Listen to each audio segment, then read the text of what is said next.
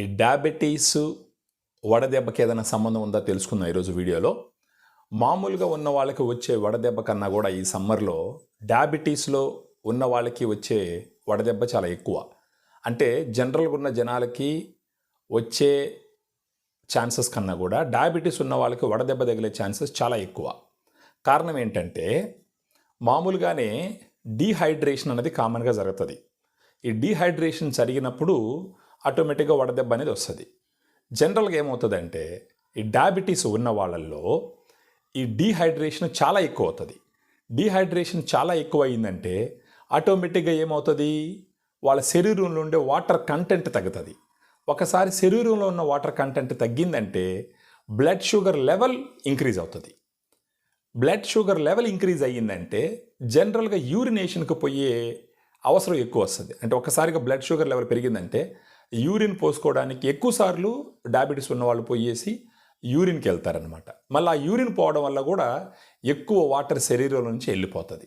వీటన్నిటి కారణాల చేత ఏమవుతుందంటే డయాబెటీస్ ఉన్న వాళ్ళల్లో వడదెబ్బ వచ్చేదానికి అవకాశాలు చాలా చాలా ఎక్కువ. ఇప్పుడు ఈ వడదెబ్బ డయాబెటీస్ ఉన్న వాళ్ళల్లో వచ్చే అవకాశాలు ఎక్కువ నార్మల్గా ఉన్న వాళ్ళతో పోలిస్తే. ఇది ఓకే, ఇది అర్థమైంది. ఇప్పుడు తీసుకోవలసిన జాగ్రత్తల గురించి మనం ఆలోచిస్తాం. ఇప్పుడు అందరిలాగా అన్ని ఫ్రూట్ జ్యూసెస్ తాగేయలేరు. డయాబెటీస్ ఉన్న వాళ్ళకి షుగర్ లెవెల్ ఉంటుంది కాబట్టి కొంచెం సెలెక్టెడ్గా ఉండాలి. ముఖ్యంగా డయాబెటీస్ ఉన్న వాళ్ళు చేయాల్సిన పని ఏంటంటే వాటర్ ఎక్కువగా తీసుకోవడం. ఆ వాటర్లో కూడా ఏం చేస్తారంటే పుదీనా కలిపిన వాటర్ తీసుకోవచ్చు, లేదా ఈ జీలకర్ర కలిపిన వాటర్ తీసుకోవచ్చు, లేదా తులసి ఆకు కలిపిన వాటరు ఎక్కువ సార్లు తీసుకునేదానికి అవకాశాలు ఉంటాయి. తీసుకుంటే కూడా బాగుంటుంది. ముఖ్యంగా ఇంకోటి వచ్చేసి డయాబెటీస్ ఉన్నవాళ్ళు ఉదయం 10 గంటల నుంచి సాయంకాలం 4 గంటల దాకా ఎండలోకి పోకుండా ఉండడానికి ప్రయత్నించాలి. ముఖ్యంగా కొంచెం డయాబెటీస్ వచ్చి కొద్ది సంవత్సరాలు అయిపోయిన తర్వాత వాళ్ళు ఎండలోకి పోకుండా ఉండడానికి ప్రయత్నించాలి. ఈ డయాబెటీస్ ఉన్న వాళ్ళల్లో వడదెబ్బ రావటానికి గల ఇంకొక కారణం ఏంటంటే జనరల్గా డయాబెటీస్ వచ్చి ఒక 5-6 సంవత్సరాలు అయిపోయింది. వేళల్లో రక్తనాళాలు నరాలు కొంచెం దెబ్బతిని ఉంటాయి. ఈ రక్తనాళాలు నరాలు దెబ్బతినడం వల్ల ఏమవుతుందంటే వాళ్ళలో ఉండే స్వేద గ్రంథులు అంటే స్వెట్ గ్లాండ్స్ సరిగా పనిచేయవు. ఆ స్వెట్ గ్లాండ్స్ సరిగా పనిచేయలేదంటే దానివల్ల కూడా వాళ్ళ శరీరం ఉష్ణోగ్రతలు తగ్గవు. బయట ఉష్ణోగ్రత ఎక్కువ ఉంది, ఈ స్వేద గ్రంథులు సరిగా పనిచేయట్లేదు. ఇది పనిచేయనందువల్ల శరీరంలో ఉండే ఉష్ణోగ్రత కంట్రోల్ అవడానికి అవకాశాలు తక్కువ. బయట ఉన్న టెంపరేచర్ కూడా ఎక్కువ ఉంది. శరీరంలో టెంపరేచర్ ఎక్కువయ్యి బయట ఉన్న టెంపరేచర్ ఎక్కువైనప్పుడు ఆటోమేటిక్గా డీహైడ్రేషన్లకు పోయే అవకాశాలు చాలా చాలా ఎక్కువ.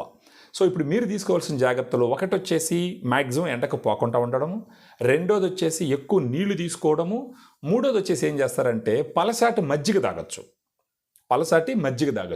తర్వాత ఏం చేయొచ్చు, మీరు నిమ్మరసం టమాటా రసము చక్కెర లేకుండా తాగొచ్చు. నిమ్మరసం కానీ టమాటా రసం కానీ చక్కెర లేకుండా తాగొచ్చు. తర్వాత మీకు వాటర్ మెలాను అంటే పుచ్చకాయ, తర్వాత మస్క్ మెలాన్ అంటారు. మస్క్ మెలాన్ అంటే కర్బూజకాయ ఏదో అంటారు దాన్ని.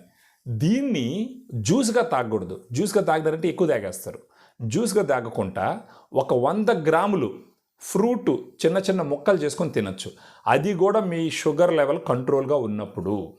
మీ షుగర్ లెవెల్ కంట్రోల్గా లేకుండా చాలా అధికంగా షుగర్ లెవెల్ ఉంది అనుకోండి, ఆ సమయంలో మీరు ఈ ఫ్రూట్స్ తీసుకోవద్దు. తర్వాత వచ్చేసి ఈ తీగ జాతివి, ఎందుకంటే కాకరకాయ, దోసకాయ, సొరకాయ, తర్వాత మనకు పొట్లకాయ, ఇలాంటి వాటికి సంబంధించిన కూరలు తినచ్చు. ఎందుకంటే వాటిలో వాటర్ కంటెంట్ ఎక్కువ ఉంటుంది.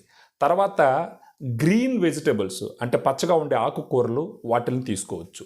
ఇవన్నీ తీసుకుంటూ ఎక్కువ నీళ్లు తాగుతూ ఎక్కువ ఎండకు పోకుండా ఉన్నారంటే మీలో వడదెబ్బ వచ్చే అవకాశం చాలా తక్కువ.